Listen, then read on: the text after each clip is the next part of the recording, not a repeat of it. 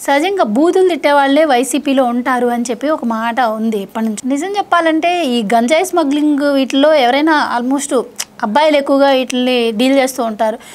ఆశ్చర్యంగా ఈవిడ లేడీ, ఈవిడ పేరు అరవ కామాక్షి, ఈవిడ లేడీ, అసలు ఈవిడ గంజాయి స్మగ్లింగ్ చేయడం ఏంటో. అండ్ ముఖ్యంగా ఇంతకుముందు ఆడవాళ్ళు పెద్దగా ఎలాంటి వాటిల్లో ఇచ్చేసేవాళ్ళు కాదు. ఇప్పుడు నుడిగుంట అరుణ కావచ్చు, ఈవిడ కావచ్చు, అసలు లేడీస్ కూడా ఈ విధంగా రెచ్చిపోతున్నారు. ఆల్మోస్ట్ వైసీపీ నుంచి ఎలాంటి వాళ్ళు ఎక్కువ మంది ఈ మధ్య మనకు కనిపిస్తూ ఉన్నారు. ఎలా చూడొచ్చు అంటారు? అంటే ఇప్పుడు ఏమైందంటేనండి, ఈ గంజాయి బ్యాచ్ కావచ్చు, లేదు అప్పుడు మీకు గుర్తుంటే ఎలక్షన్స్ ముందు బ్లేడ్ బ్యాచ్, ఇవన్నీ కూడా మీకు వైసీపీలోనే కనిపిస్తాయి ఆడవాళ్ళు కాబట్టి. సో మీరు అన్నట్టుగా అంటే మీరు అంటున్నారు ఆడవాళ్ళు ఏంటి ఇలా చేయటం ఏంటి అని. ఆడవాళ్లే చేస్తారు వైసీపీలో. ఒక రోజానే చేయగలదు కదా, ఒక ఆవిడెవరు రజనీ గారు, అట్లా మీకు అందరూ కూడా అసలు వస్తారు ముందుకి ఆడవాళ్ళు. సో అరుణ మనకు తెలుసు, ఇప్పుడు అరవ కామాక్షి. అంటే ఈవిడ ఇంట్లోట 25 కిలోల గంజాయి దొరికిందిట.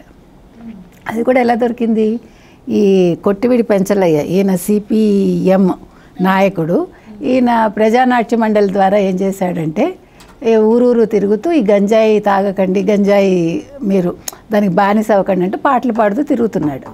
తిరుగుతూ వీళ్ళ వ్యాపారానికి అడ్డొచ్చాడు ఆయన. అడ్డొస్తే ఆవిడ చెప్పి చూసింది. తర్వాత ముత్యాలమ్మ గుడికి ఆయన కమిటీ మెంబర్ ఏదో ఎవరి పెంచలయ్య, ఈవిడ ఆ కమిటీలోకి తీసుకోలేదు, గుడి కమిటీలో, కానీ ఆ కోపం కూడా పెట్టుకుని అన్నీ కలిపి ఇతన్ని స్కూల్కి 2 పిల్లల్ని తీసుకెళ్తుంటే, అంటే పట్టపగలే 9 అడ్డుకొని పొడి చేసి పరిగెడుతూ ఉంటే పొడి చేశారట. ఇక్కడ ఒక్క అదృష్టం ఏంటంటే పిల్లల్ని నేను చేయలేదు. నేను ఫస్ట్ ఆలోచించింది అది, చాలా భయం వేసింది నిజంగా చెప్తున్నా. అంటే ఒక గూండాయిజాన్ని వీళ్ళు ఇంకా కూటమి ప్రభుత్వం వచ్చాక కూడా వీళ్ళు కొనసాగిస్తున్నారా అంటే ఎంత ధైర్యం వీళ్ళకి. రెండోది, ఈవిడ ఎట్లా గంజాయి వ్యాపారం చేసిందంటే ఈగల్ టీం పెట్టాక, కూటమి వచ్చాక చాలా కంట్రోల్ చేసింది కదా, ఈగిల్ టీం రావడంతో ఈవిడ ఈ చెత్త ఏరుకునే వాళ్ళ ద్వారా గంజాయి అమ్మించింది.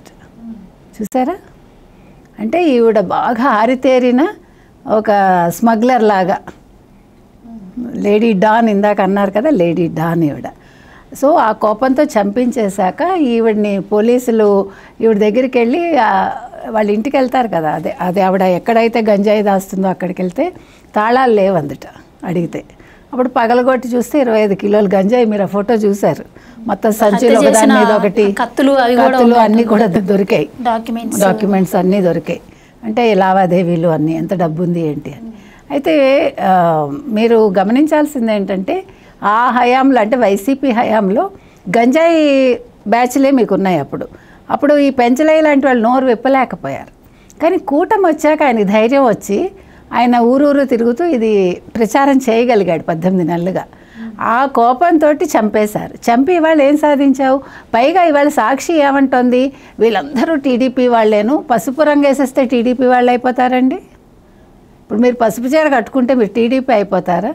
మీ ఇండివిజువాలిటీ మీకు ఉంటుందిగా, లేదు మీకు సంబంధించిన ఒక పార్టీ ఉంటుందిగా.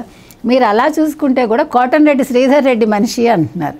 కోటంరెడ్డి శ్రీధర్ రెడ్డి ఈవిడ వైసీపీలో చేరే టైంకి ఆయన వైసీపీలో లేడు, ముందే వచ్చేసాడు. ఈవిడ 2023 ఆగస్టులోనే ఎప్పుడో వైసీపీలో చేరింది ఈవిడ. కాబట్టి ఇప్పుడు వైసీపీ మనిషా తెలుగుదేశం మనిషా నేను అడుగుతున్నది అది.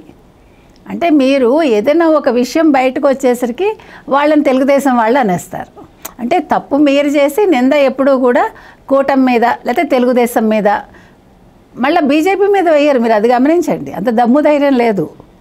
ఎంతసేపు చంద్రబాబు నాయుడిని అనడం, లేదంటే తెలుగుదేశాన్ని అనడం. అంటే ఆయన ఏమీ చెయ్యరని అనుకుంటున్నారేమో, కానీ పూర్వం చంద్రబాబు నాయుడు కాదు ఆయన. ఇప్పుడు అందరూ కూడా చాలా అంటే అలర్ట్గా ఉన్నారు.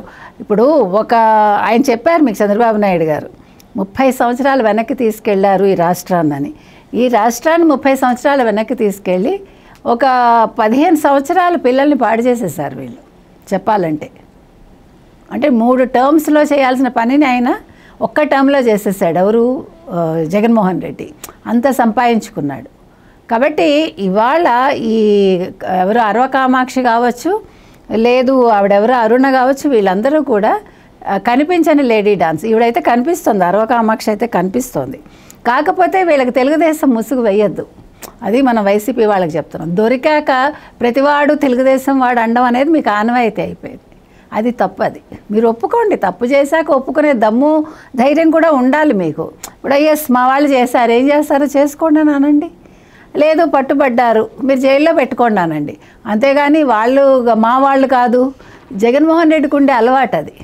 తప్పు చేయిస్తాడు, దాన్ని ఏమంటారు ఫలితం తను అనుభవిస్తాడు. వాళ్ళు దొరికాక వాళ్ళు నా వాళ్ళు కాదంటాడు.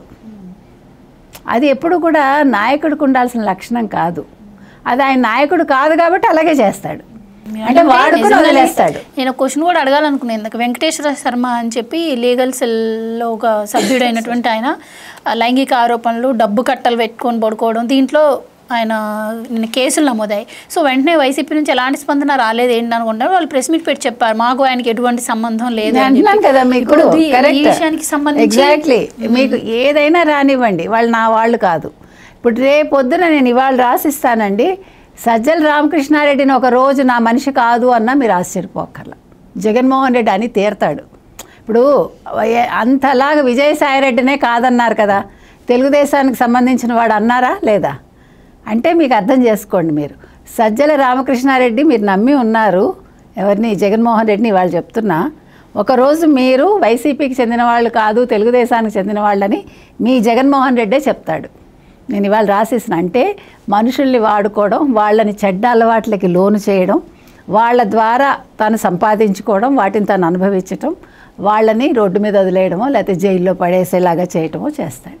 కాబట్టి ఈ అరవ కామాక్షి అనే ఆవిడ ఎవరిని చూసుకుని ఎగిరెగిరి పడిందో మనకు తెలియదు, కానీ వాళ్ళ భర్తకు కూడా ఏదో గాయమైంది పట్టుబడ్డంలో. అవును, మరి ఇప్పుడు కానిస్టేబుల్ మీద ఇది చేస్తే అసలు అది అలాంటి వాళ్ళని ఏం చేయాలండి? నిందితుల్ని. అవును కదా, ఎంత పెద్ద శిక్ష వేయాలి అంటే వీళ్ళు ఎంత ఆరితేరిపోయారు. మీకు ఇందాక నేను చెప్పాను కదా, చెత్త ఏరుకునే వాళ్ళ చేతే చేయిస్తోందంటే ఆవిడ ఎంత ముదురైతే ఆ పనులు చేస్తుంది ఆవిడ. అంటే వైసీపీ హయాంలో మొదలుపెట్టి 18 నెలలు ఎప్పుడైతే ఈగిల్ టీం తిరుగుతోందో అంటే దొంగతనంగా చేసింది. మరి ఇప్పుడు చెప్పమనండి వైసీపీ వాళ్ళని. ఆవిడ పబ్లిక్గా చేస్తే పోనీ తెలుగుదేశం మనిషి అనుకోవచ్చు, అవునా? ఇప్పుడు మీకు అవకాశం ఉందనుకోండి. ఇప్పుడు ఇది వైసీపీ హయాంలో వాళ్ళు ఓపెన్గా చేశారు అన్ని వ్యాపారాలు, కానీ ఇప్పుడు వ్యాపారం చేసుకోలేక మీరు దొంగతనంగా చేశారు కదా. మరి దొంగతనంగా ఎందుకు చేసింది అరవ కామాక్షి? ఓపెన్గా చేయాలి కదా తెలుగుదేశం మనిషి అయితే. అంటే ఈగిల్ టీం ఎప్పుడైతే వచ్చిందో అరవ కామాక్షి భయపడింది, ఓపెన్గా వ్యాపారం చేయలేకపోయింది. ఇది ఒక్కటి చాలా ఆవిడ వైసీపీ మనిషి అని చెప్పటానికి. Please subscribe to Leo news for more videos.